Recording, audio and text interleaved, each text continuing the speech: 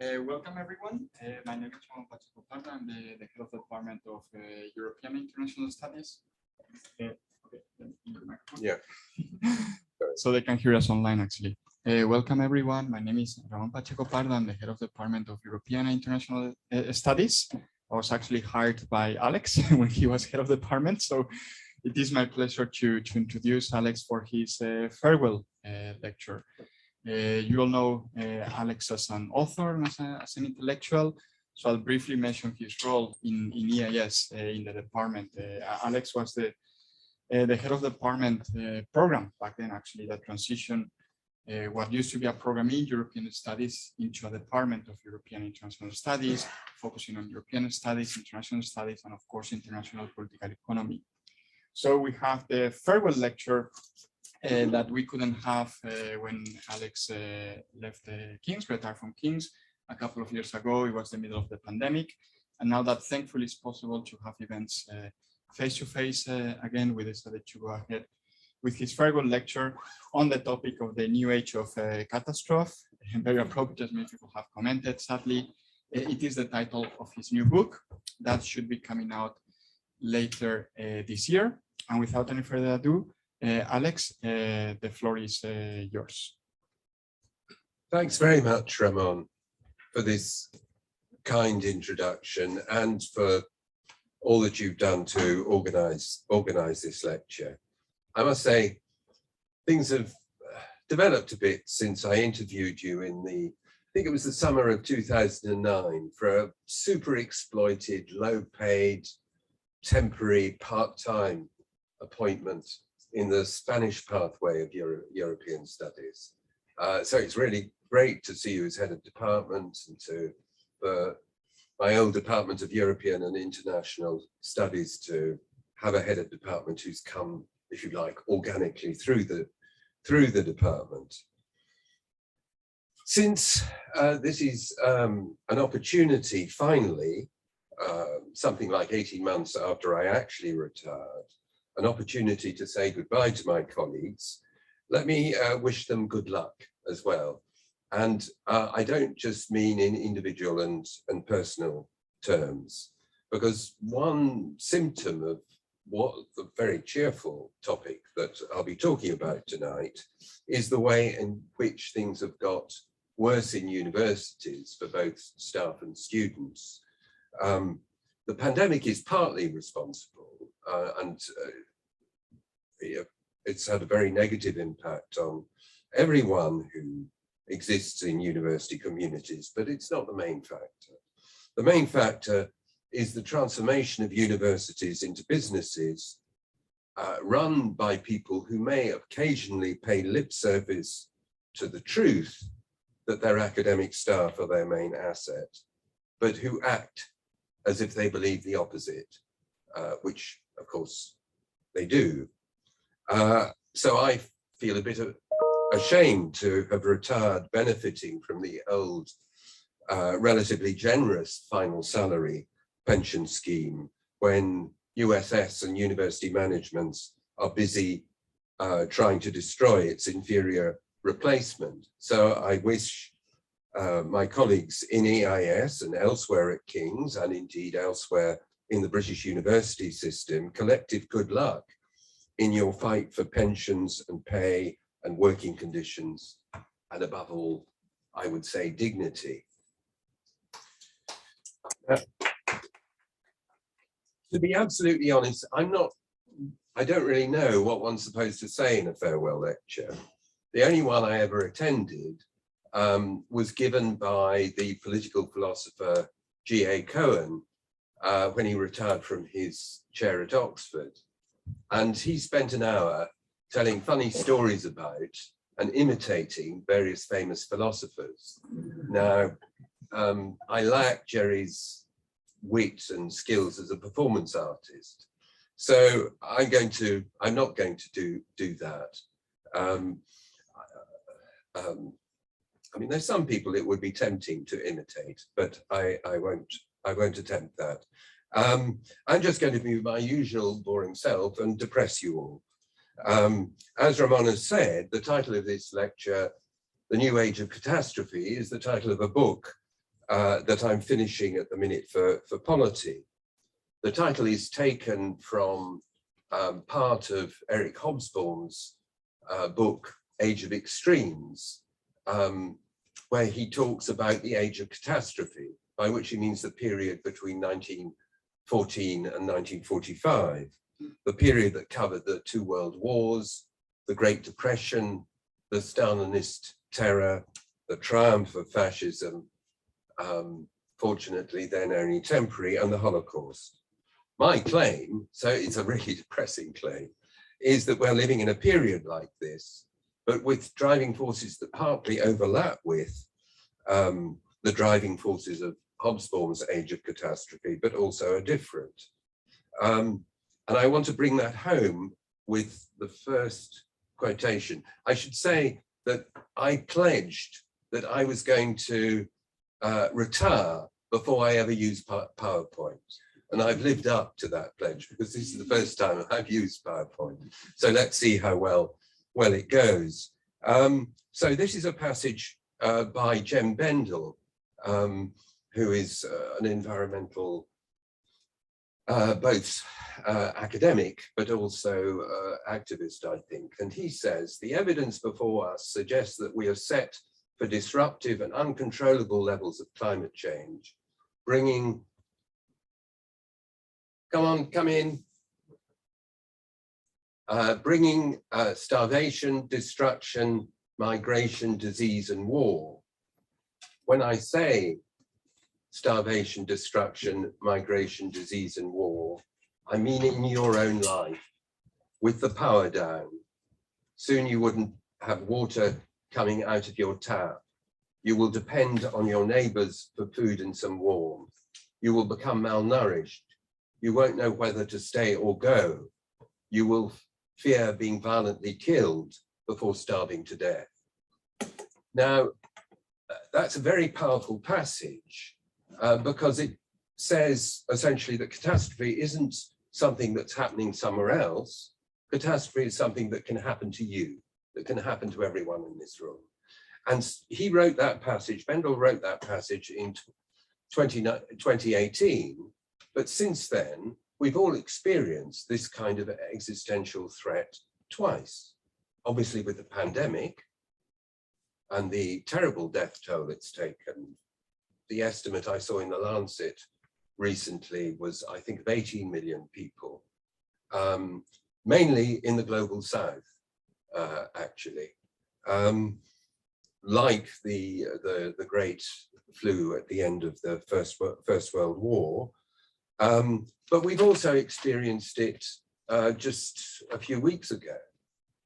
Who can forget the 27th of February, when Vladimir Putin announced that he was activating Russia's nuclear forces. I mean, it was probably a bluff and, you know, probably nothing really changed. That's what the Russian Minister of Defense said afterwards. But nevertheless, it reminded us of what has been a permanent existential threat facing humankind ever since the development of nuclear weapons in the 1940s and 1950s.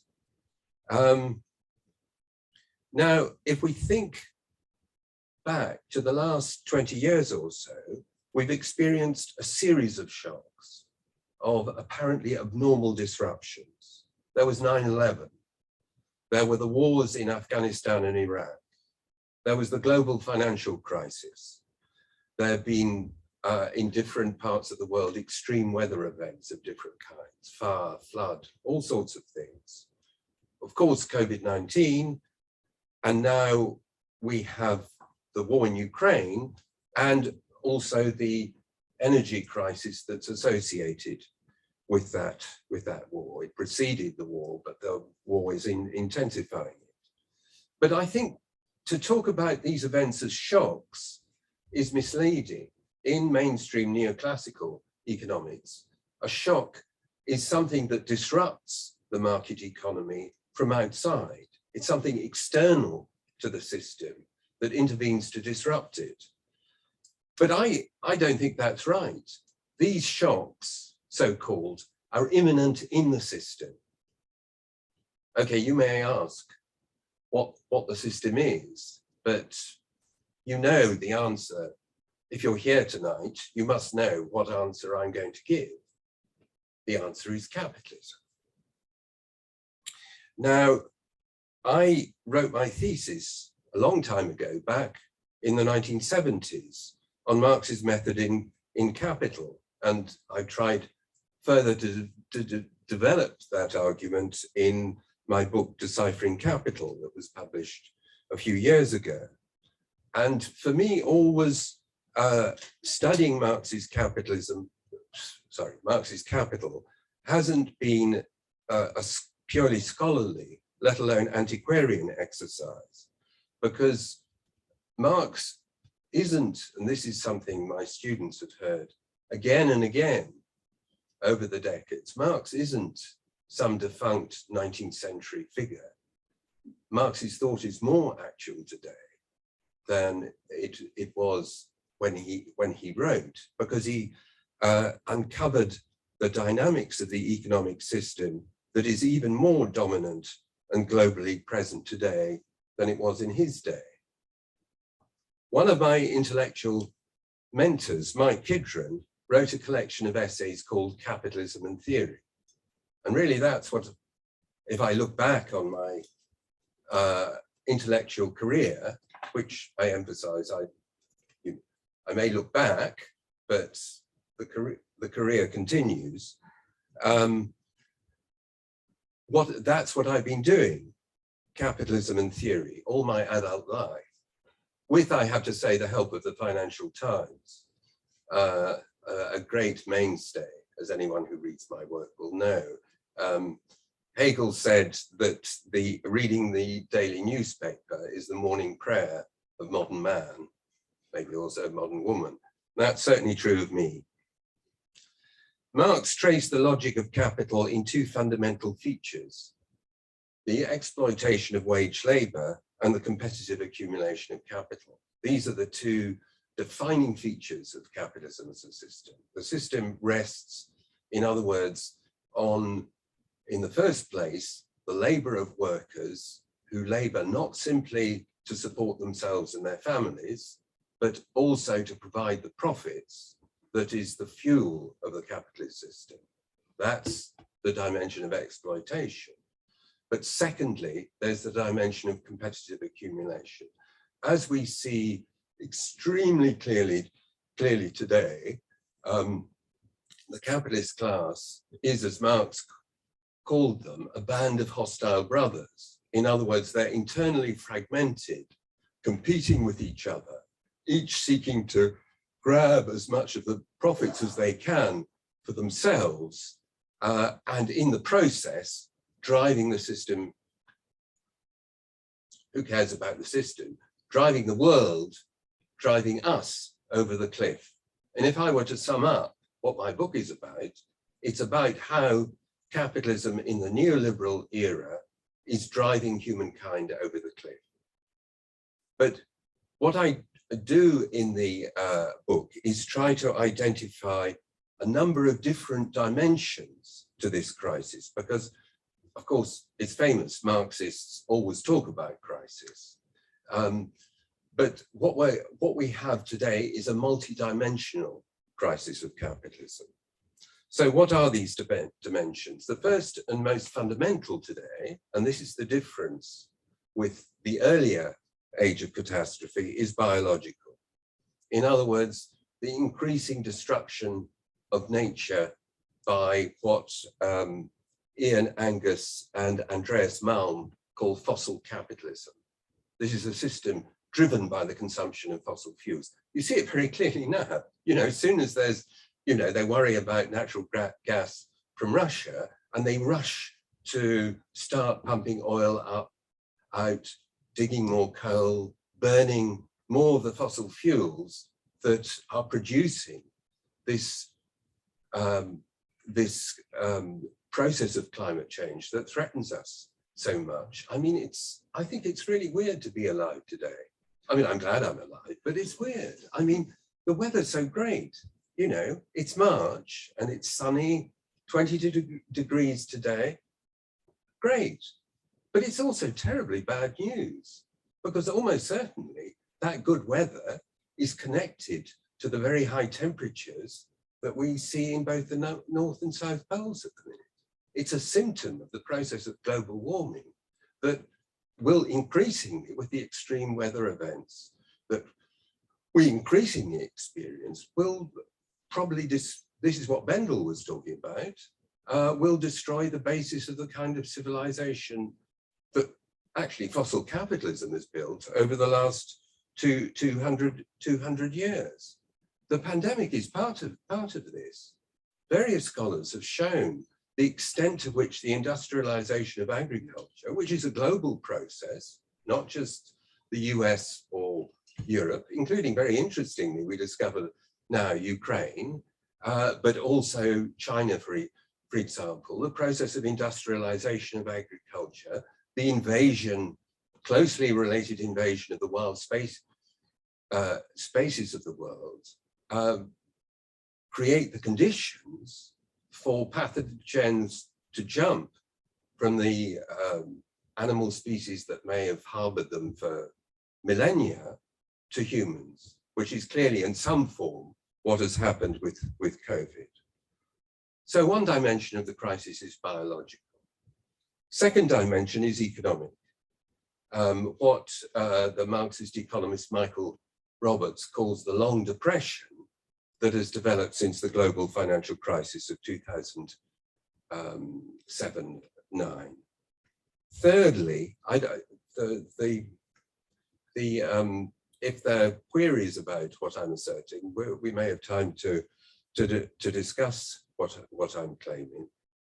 Sorry, let's just check the time. Thirdly, there's the geopolitical dimension. In other words, what has long been called the crisis of US hegemony, which now takes the form of a three-way rivalry, geopolitical rivalry between the United States, China, and Russia. I should add, with the EU tagging behind the United States. Incidentally, I can't resist saying that very early on, when I was teaching at King's, I introduced the first module in international political economy. This was the start of international political economy, which has become one of the strengths of the Department of European and International Studies. Anyway, the first time I taught it, one student wrote in the feedback on the course that it seemed more like a course in American rather than European studies, because I went on about globalization and finance and the role of Wall Street and all that kind of thing. Bad luck to her, because my view remains that if you want to understand the contemporary European Union, you have to place it in the context set for it by the United States. Zbigniew Brzezinski, the architect, incidentally, of NATO's expansion into Central and Eastern Europe, called the EU the Eurasian bridgehead for American power. So it was when he wrote those words in 1997, so it remains today. And those are my last words as a professor of European studies. Finally, there's the political dimension of the crisis. In other words, the way in which, since the global financial crisis, what Tariq Ali called the extreme center, the parties of the center right and the center left that have managed neoliberalism over the past few decades, the extreme center has been squeezed to the advantage, unfortunately, mainly of the far right. Trump is the most spectacular example of that, but we know it's a much more extensive phenomenon. And no one should think that Trump has gone away. He may have made a fool of himself by praising Putin as a genius, but that doesn't mean that he or the kind of hard right wing of the Republican Party are in any way going to go away. And the war in Ukraine is a condensation, a condensed and concentrated expression of this multidimensional crisis. First of all, if we go back to what Bendel was saying, those words of resonance for what's happening to people in Ukraine. It's precipitated millions of people into harm's way, bombarded, fighting, fleeing. It's closely connected to, and it also amplifies, both the energy and the economic crises. It involves a confrontation, and this is of course the really dangerous bit, between the US and NATO on the one hand, and not just Russia, but also potentially also China.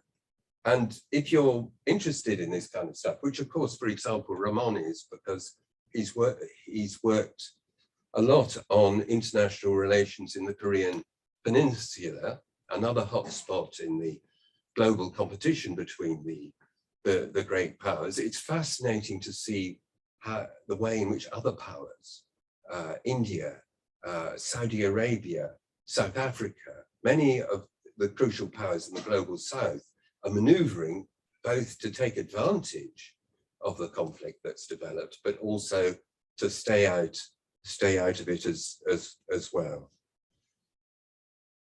And of course, Putin himself has been an important sponsor of the far right. Trump isn't the only figure who's praised him. For example, Zemmour and Le Pen, the two far-right candidates in the French presidential elections, also strongly supported him. They backed away now, but the interrelationship between the confrontation over Ukraine and the development of domestic politics in particularly Europe and the United States is very important, not because of the nonsensical idea that somehow the rise of the far right, something manufactured by the Russian Secret Service or Russian hackers or something like that. That's an infantile way in which the extreme center tries to shift the blame away from their own failures, but because of the way in which the far right sees the crisis of US hegemony and what that represents in terms of the weakening of the liberal international order the US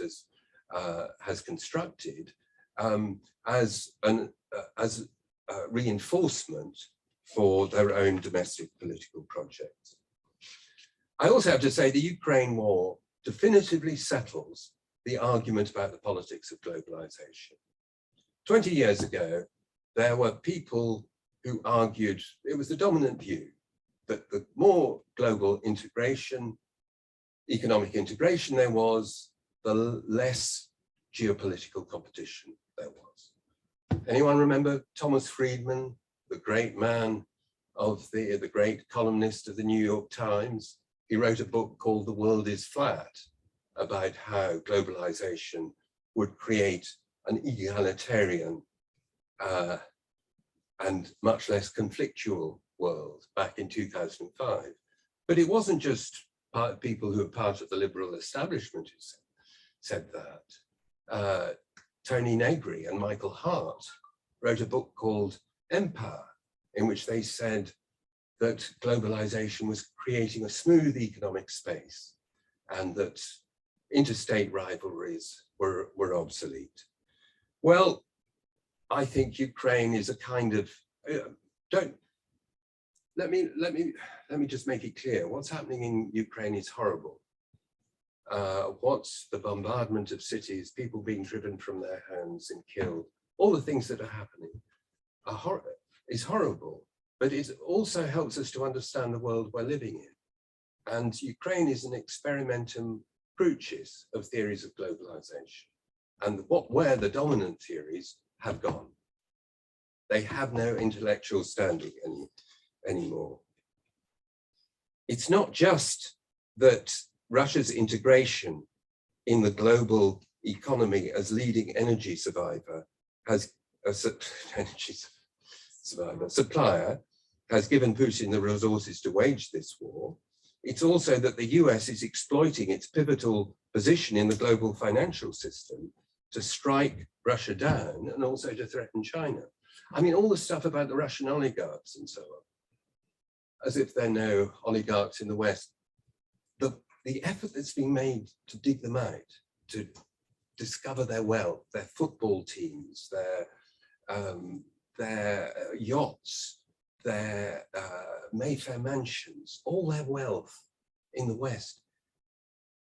What this shows is how deeply embedded the Russian regime and its business supporters are in the global capitalist system. This is a war of global capitalism. People who say this is just authoritarianism versus democracy, that's wrong. This reflects deep fractures within the system of global capitalism. And if this is true of a conflict between Russia and the West, this would be even more true of China, because China has the manufacturing industries of China have been the engine of globalization over the last 20 years.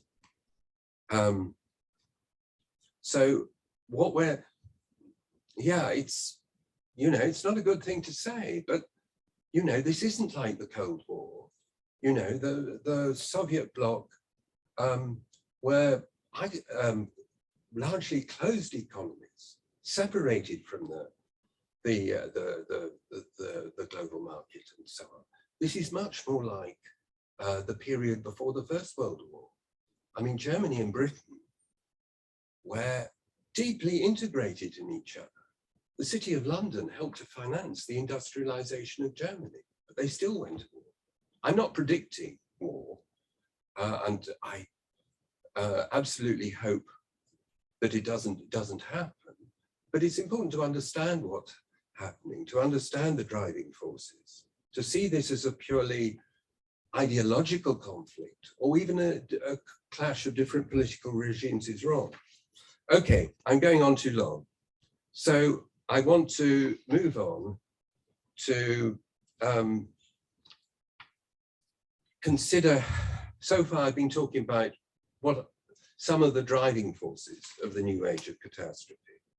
But I want to move on to ask what's distinctively Marxist about this approach. I've given a partial answer to that question implicitly in what I've just been talking about, referring to the Marxist theory of imperialism. Marxist theory of imperialism is all about this, the combination of global economic integration and geopolitical rivalry. That's, if you want to sum up the Marxist theory of imperialism, that's what it's about. Some people who call themselves Marxists think it's obsolete. Big mistake, big mistake. But I want to address the question more systematically by comparing my approach with the brilliant and prolific work of a liberal economic historian, Adam Tooze, who's based at Columbia University in the United States. He's written two great books of contemporary history, Crashed, about the global financial crisis, and now Shut Down, about the initial impact of COVID. And Tooze talks about what he calls the polycrisis. So he has a conception of a multi-dimensional crisis, and he's extremely good at exploring the interconnections between particularly economic and political phenomena. I want to bring out my approach by talking about the differences with Tooze. And I would say there are two big differences. And I want to refer here to a critique written of Tooze's historiography by Perry Anderson, someone who I've been reading for 50 years, something like that. And the way I would put the differences is that, first of all, in Tooze, you have an absence of structured totalization. Sorry to use the long words, but I am a professor. Tooze has accepted Anderson's description of his method. Here we use PowerPoint. Methodologically, Anderson says, Tooze's situational and tactical approach plunges the reader immediately into the stream of events. Structural features emerge only from the point of view of actors attempting to to deal with them. Now, if you read Tousy's book, this kind of in the thick of things narrative style is great. It really carries you along, but you lose sight of the totality. I agree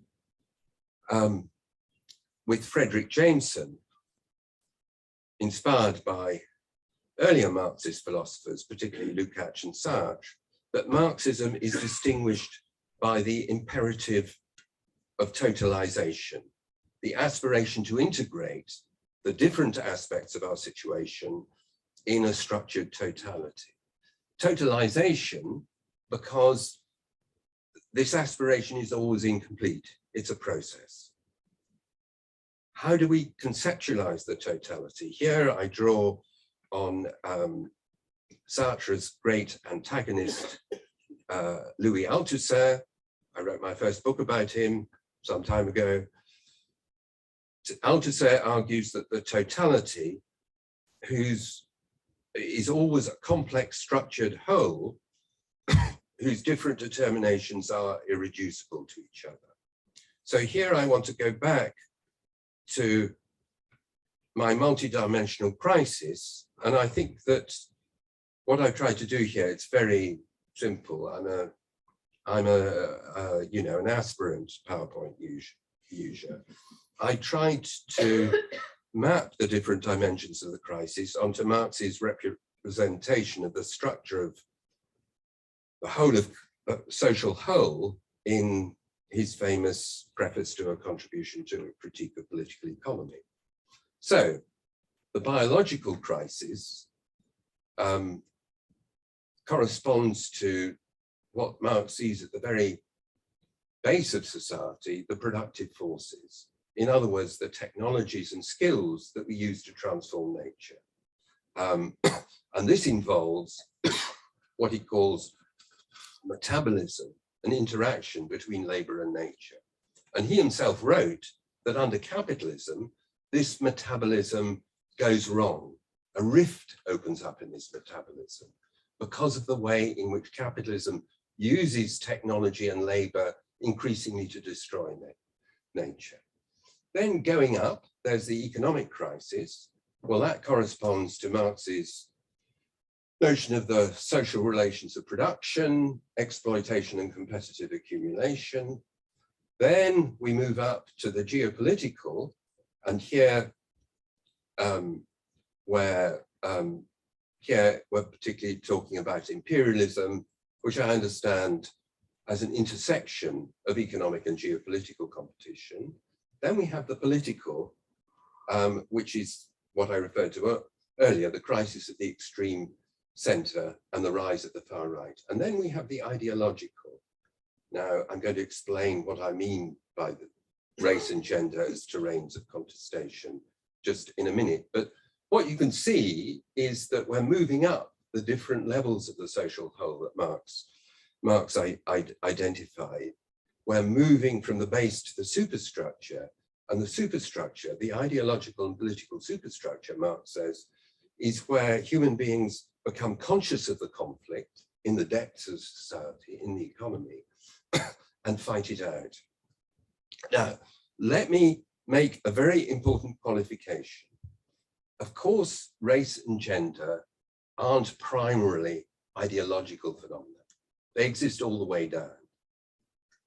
How capitalism is organized and constituted involves both the creation in different forms of racial antagonism, and also the oppression of women, and more broadly, different kinds of oppression in relation to people's sexuality, reflecting stuff I don't have time to go into about capitalism's reliance on heteronormative family structures. But, if you go back to my multidimensional crisis, it's quite depressing, really. All this, war and plague and famine and so on and so forth. Where's the challenge coming?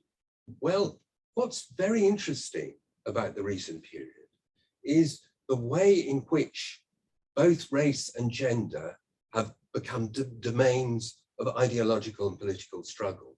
So you have the huge explosion of Black Lives Matter, one of the most important things that we've seen for a long time, you know, right in the middle of the lockdowns, this enormous rising that has echoes around the world. But at the same time, you have polarization, the right coming back. You know, think about the Sewell Commission in this country trying to imagine institutional racism out of existence. Similarly, gender is a contested domain. There's a very good book by two Polish feminists about the development of the far right as crucially and what they call an anti-gender movement, essentially opposed to the different ways in which people are fighting to liberate their sexual life in different ways. And what they particularly target is, of course, the trans movement. But then we have the trans movement itself, this incredibly dynamic and hopeful movement, redefining the contours of identity and of liberation. So these are open terrains of struggle where right and left contend in a way that can redefine politics in a direction that, if it's related to class power, can take us in the direction of emancipation. Now, all the stuff I've been talking about here, you won't find it in twos. And you won't even find that much about the biological dimension of the crisis. There's a much narrower focus. Okay, I need to hurry up. The second point of difference with twos is the question of from what perspective one writes. Now, Anderson says that twos writes history from the perspective of the liberal crisis manager. So, for example, Twos wrote this really great book called The Deluge about the First World War and the crisis surrounding it. And, you know, the central figure is Woodrow Wilson, the great liberal internationalist and profoundly racist US president of the time. Now, in Shutdown, Twos essentially accepts this criticism. There's this passage. The historical account in this book is critical in intent, but it would be foolish to deny, and you can almost hear him looking over his shoulder at Anderson, that it is entangled with, and indeed complicit with, its subject matter, the efforts of elites around the world to master the crisis. Now, I quizzed him about this recently on Twitter, which of course has become a very important domain of intellectual and political life. And he referred me to a book by the political economist Jeff Mann called In the Long Run, We Are All Dead, which is, I mean, that's a famous quotation of Keynes and of Keynes's. And it's all about Keynesianism in a slightly complicated way. Anyway, this, I think, passage sums up what Mann is saying, Mann and Twos are saying.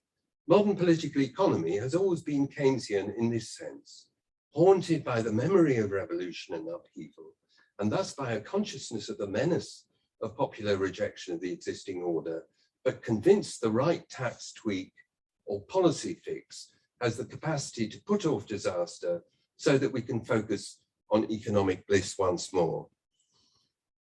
Well, I'm really sorry. I'm really sorry. But if anyone thinks that the right tax tweak or policy fix will save us, they're kidding themselves. The existential threats that we face are a symptom of the fact that capitalism has hit the buffers. Fossil capitalism has created a certain way of living, and its further development is making this way of living unsustainable. The only way out is revolution. Now, my own perspective is summed up by someone who, despite what I've just said, in some ways is a very unrevolutionary thinker, Theodor Adorno. But at the end of a book he wrote in exile, there's this great passage. He says that the only philosophy that can be responsibly practiced in the face of despair is the attempt to contemplate things as they would present themselves from the standpoint of redemption. Knowledge has no light but that shed by redemption. All else is reconstruction technique, mere technique. Perspectives must be developed that displace and estrange the world, reveal it to be with all its rifts and crevices, as indigent and distorted as it will appear one day in the messianic light. Beside the demand thus placed on thought, the question of the reality or unreality of redemption itself hardly matters. Now, don't get me wrong, I haven't suddenly got religion. Adorno, when he refers to redemption, is referring to the work of his friend Walter Benjamin, and particularly the essay that Benjamin wrote on the concept of history, written at what another victim of that period, Victor Serge, called Midnight in the Century. In other words, the moment in 1939-40, when it seemed that the two monstrosities of Stalinism and Nazism were dominating the world and carving it up between them. A good moment, you would say, to despair. And Benjamin himself eventually did despair. He committed suicide, trying to escape from Vichy France into Spain. But nevertheless, in this text, he doesn't despair. And for Benjamin, redemption, without losing its theological meaning, has a secular meaning as well. Revolution, understood not as the inevitable fruit of progress, but as a messianic eruption in the empty, homogeneous time of capitalist normality. And in one of the drafts on the concept of history, he writes, Marx said that revolutions were the locomotive of world history, but perhaps it is quite otherwise. Perhaps revolutions are attempts by the passengers on the train, namely the human race, to activate the emergency brake. Now that's always seemed to me exactly right. Revolution is needed to avert ultimate disaster, but there's no guarantee that it will happen. And now we have a very clear understanding of what that disaster could be like today, despite all our technological trials. For example, the vaccines that have allowed us to gather again in rooms like this. We live in a world haunted by those ancient evils, plague, famine, flood, and war, all intermingled. The Ukraine war, for example, doesn't just threaten the ultimate catastrophe. Because it involves two great European food producers, it threatens starvation in parts of the global south. So we need revolution. Of course, we can't talk as the great Hungarian Marxist Georg Lukács did after the Russian Revolution. We can't talk of the actuality of the revolution. It may seem like a distant prospect here in a Britain wrecked by 4 decades of neoliberalism. Look at P&O's callous sacking of its British workforce. It's great to they say it's all right now because these workers were employed by companies that are registered outside Britain, so they didn't obey British law. Great. Isn't globalization good? But let's remember that the last spike in inflation after the global financial crisis sparked worldwide food riots that eventually had a political manifestation in the revolutions in Tunisia and Egypt. But the relative proximity or distance of revolution isn't the point. Approaching the world from the perspective of revolution means refusing to be reconciled with existing reality, viewing it, as Adorno says, as indigent and distorted, focusing on its rifts and crevices, its antagonisms and contradictions, approaching the world critically and with a view to its transformation. This, in any case, is how I have approached the world for more than 50 years now, and how I intend to continue till lights out. Thanks for listening.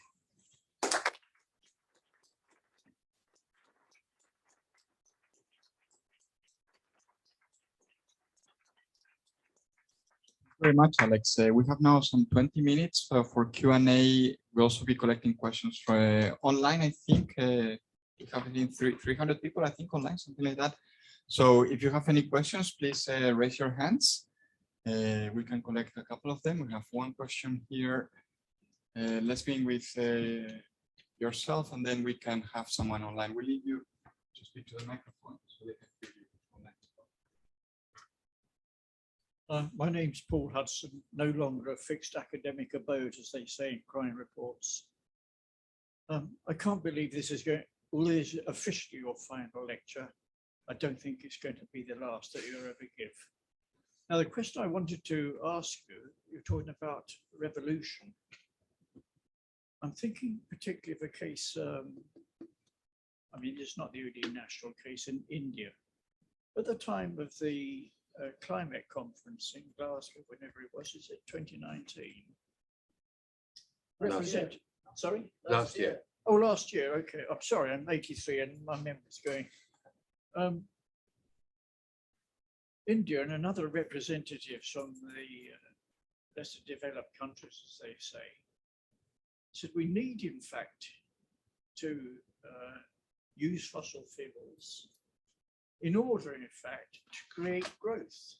Because if we don't do this, you know, our population is going to become permanently poor. These countries, of course, can't afford national health service systems. So people actually have to have a lot of children to help them look after them after they've retired. Now, if in fact the situation is going to get worse for them, particularly if there's going to be constraints on them, in fact, to not use fossil fuels, or there's going to be an attempt to put constraints on them, and they do use them, then clearly it's going to be at least a climatological disaster. But you say the outcome of that will be revolution. But how is that going to help countries like India and so forth? And what do you think would be the consequence? Thank you very much.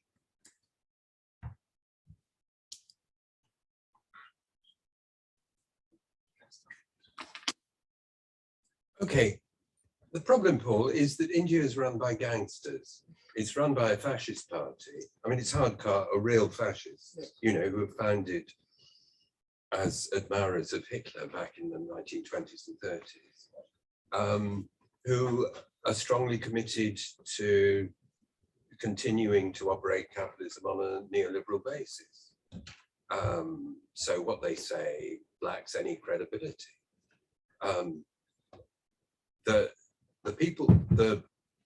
If we look at what's happening with climate change, although it's beginning to affect the rich north, it's affecting people in the south far more. And that will get worse the more climate change goes on. So we have to change. We have to change. There's no choice. Or, of course, I'm not saying revolution is inevitable. I said revolution. I was really arguing that revolution is necessary. But we have to change. The resources exist at the global level to carry out the kind of decarbonization we need. We've got to do it as quickly as possible. What Narendra Modi says is of no standing morally or intellectually.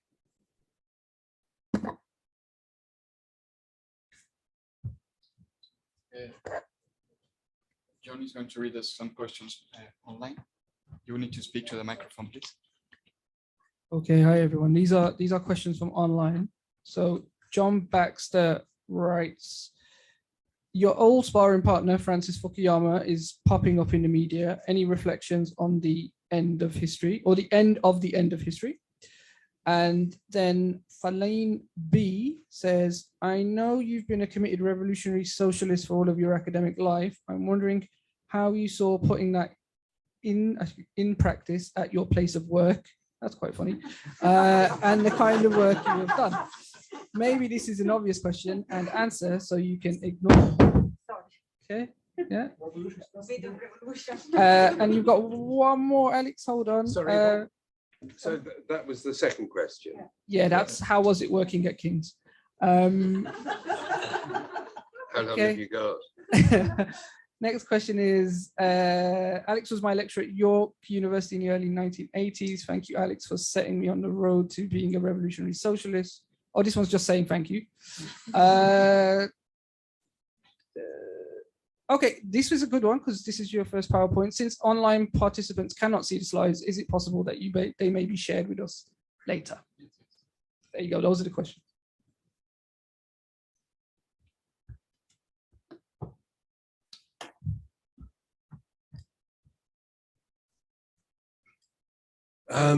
Okay.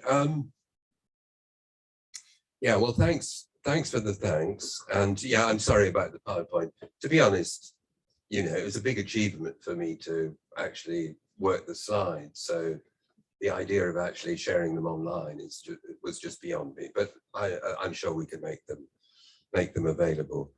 Point number one, on Fukuyama.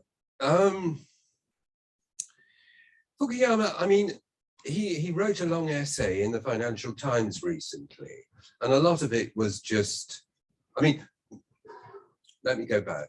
What Fukuyama was saying is, in 1989, was that the kind of neoliberal capitalism predominant in the United States had won worldwide, and that history henceforth, well, history in the sense of events would go on, but history as a struggle between different ideologies, different social systems had gone. That's what he argued. He even said that the experience of the United States shows that Marx was wrong and that the class struggle wasn't a big deal. A few years ago when Trump won, he said, oh dear, yeah, there are lots of very unhappy people in the United States because they've suffered so much economically as a result of neoliberalism. So, and the recent essay goes further, you know, he says, oh dear, more strongly and more loudly, because of course, now the neoliberal West is being challenged by very powerful states. I mean, and China is, although Russia is very scary because of its nuclear weapons, China is way, way more powerful and potentially dangerous for US hegemony. But I mean, the good thing about Fukuyama is that he's relatively honest about the failures of neoliberal capitalism, particularly in economic terms. But he leaves one very important thing out of the picture, which is the effect of the wars in Iraq and Afghanistan, whose importance can't be underestimated because of the scale of the defeat that the United States suffered, particularly in Iraq. Why does Fukuyama not mention that?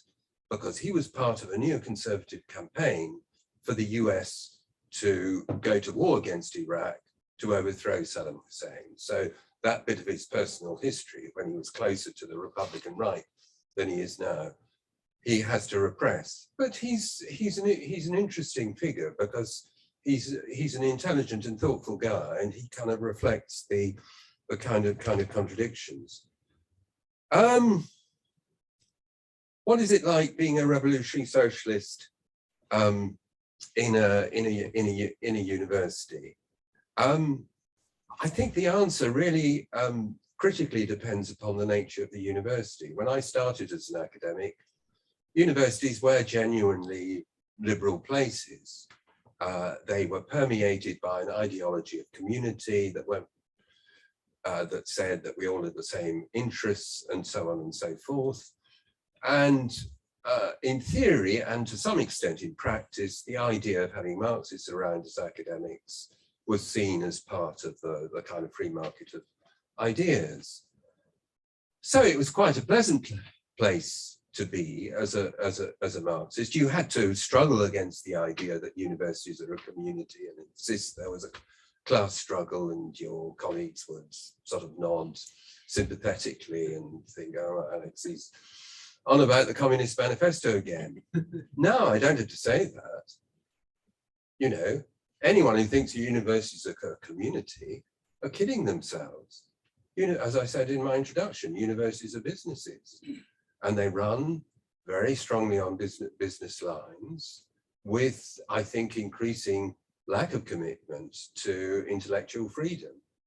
And this is very difficult. It's difficult if you're a Marxist, particularly because you can be packaged as, you know, something really bad.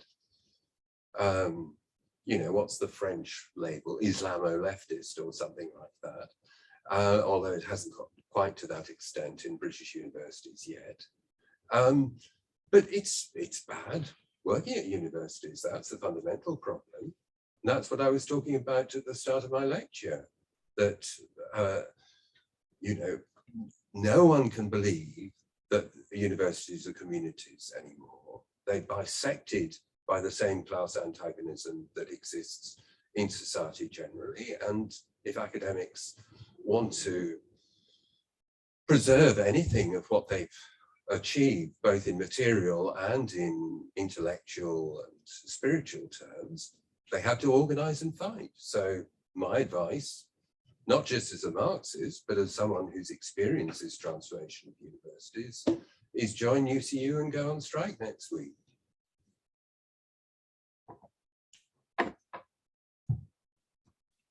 We have one last question, and then we have a reception on the second. Oh, we have 5 more questions. We want to continue here in the reception area, the conversation. Well, are there 5 more? Really 5 more? Yes, yes.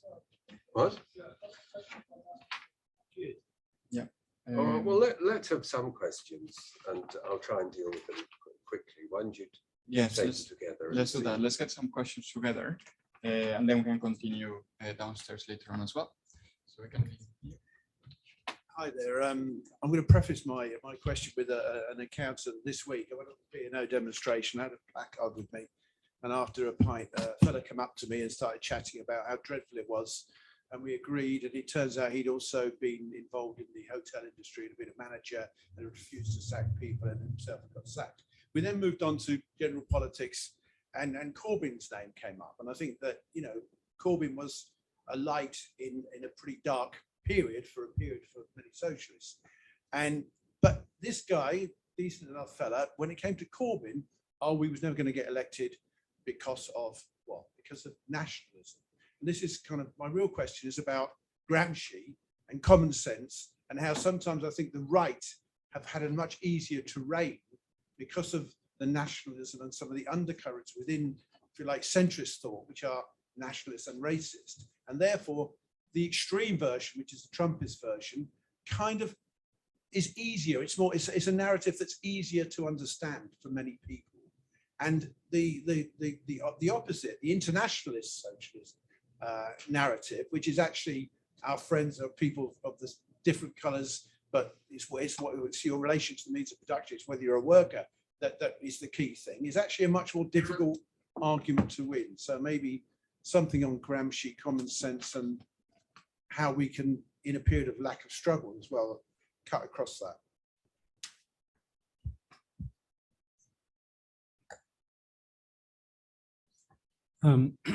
Great lecture as always. I think I know the answer to this question, but I'll ask anyway. So you compared this age of catastrophe, our age of catastrophe, to the last age of catastrophe, which was 1914 to 45. But after that catastrophe played itself out in its disasters, there was a period of growth in what I think Hobsbawm called the golden age of capitalism. I think it's him.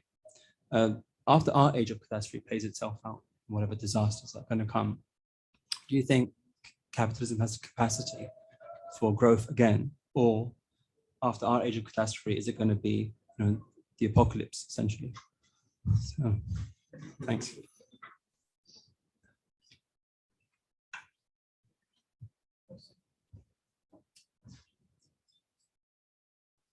Alex, thanks. Quick question. One of the thoughts going around on the left at the moment is that the defeat of Putin would represent a blow against authoritarianism generally. And I just wondered what your thoughts on that might be. Hello, this is Kashan Hashmi, and I'm a student in Coventry University, London campus, and I'm also the president for Indo-Pak Development Forum. So carrying out one of the questions that was raised by a fellow attendee was that he was saying a question related to India. So my question is that we were talking about that you are yourself a revolutionary activist. So the countries such like I'm from Pakistan and the countries in South Asia, India and Pakistan, the government aren't really more active towards like towards these problems, and the government aren't teaching the economy or the nation towards to basically they aren't teaching them about these problems. So I want to ask that how can these economies basically raise the revolutionary activists in there, where there is no government support or there is no support by any foundations or any kind of NGOs. So that's it. Thank you.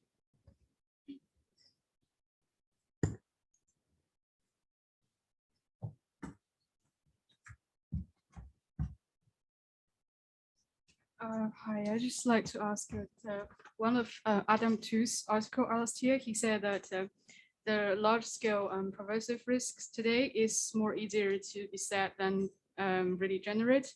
And also what happens in past 40 years is that people are trying to depoliticize the process of resource distribution by to avoid making political decisions, for example, like through market revolution. So I'd like to know what's your opinion about it.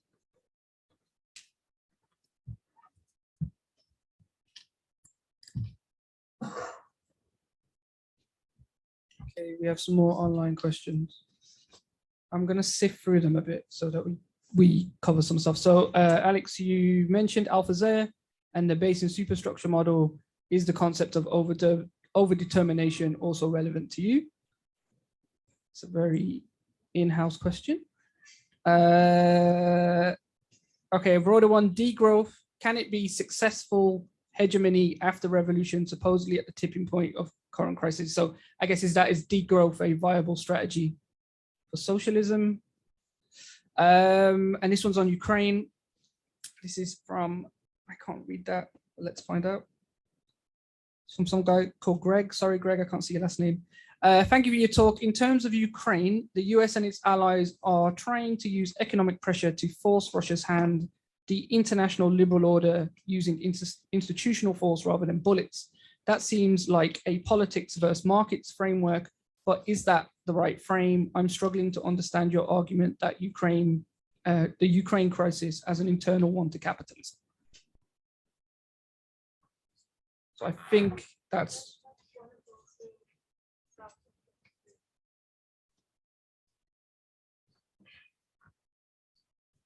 Okay.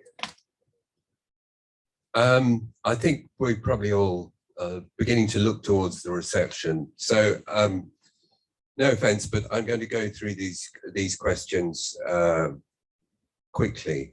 Althusser and overdetermination. Is overdetermination still important to me? Yes, I use it in the book.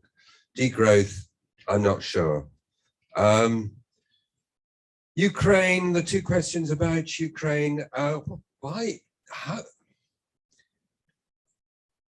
is it not a crisis internal to capitalism?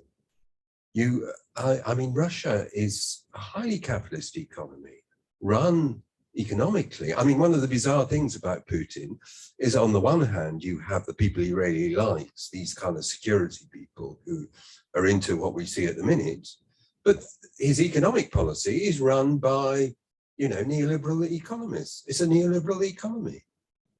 It is one of the major sources of oil and gas in the world. It collaborates closely, and this is one of the interesting things, with Saudi Arabia when it comes to managing global energy markets. This is a capitalist society who's rich, as I said, spread into the rest of capitalism. This is a war within capitalism.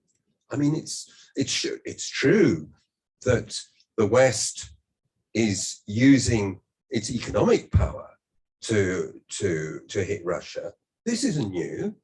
I've read a fascinating book about sanctions by Nicholas Mulder, which shows the way in which the idea of sanctions originated during the First World War, when Britain, France, and later the United States sought to blockade Germany and its allies. That's the context in which what was called the economic weapon originated. So, and as I said, the First World War was a war between capitalist powers. So it's a war internal to capitalism. I mean, in terms of the outcome, if you just focus on the conflict between Ukraine and Russia, of course, it would be good to see the Russians kicked out of Ukraine, or better still, them just pulling out now. The problem is, well, it's bad enough as that, but there's also the dimension of NATO and the US supporting Ukraine and also hitting Russia in the way I tried to describe. So you can't, so it's not helpful just to frame the issue in terms of democracy versus authoritarianism. What part of the use of this contrast is, its function is to delegitimize the interests of states who aren't part of the liberal capitalist core of the system. To say, because you don't do things the way we do in the US or the EU, your interests don't count. And this is what Putin is hitting against. I mean, he's a barbarian, but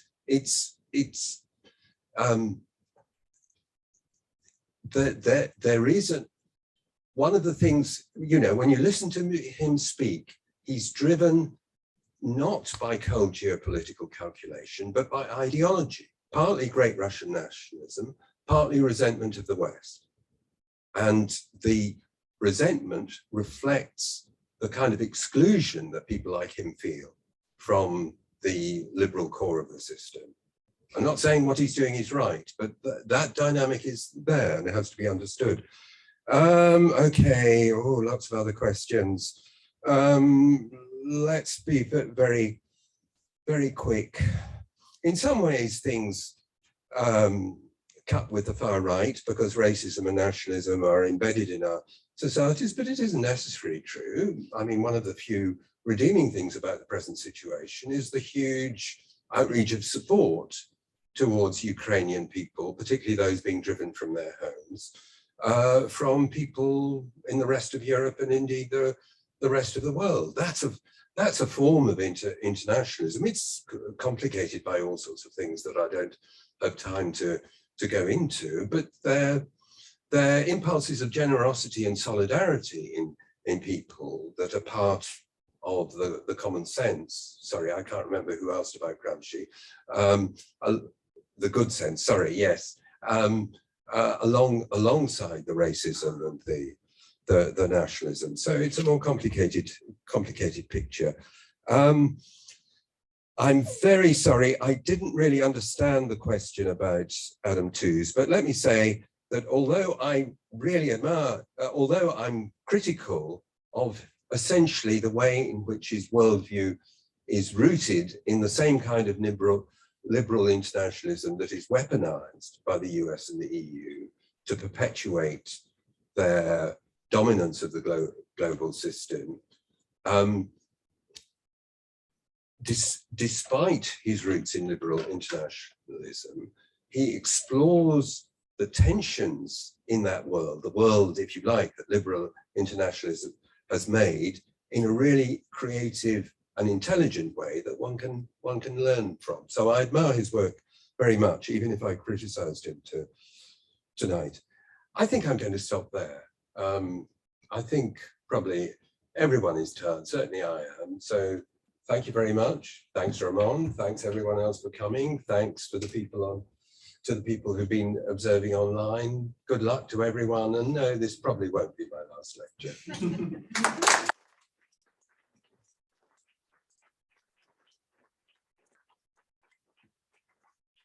And as I said, we have the reception on the second floor. So as you come out, if you follow the signs, you will be able to get there.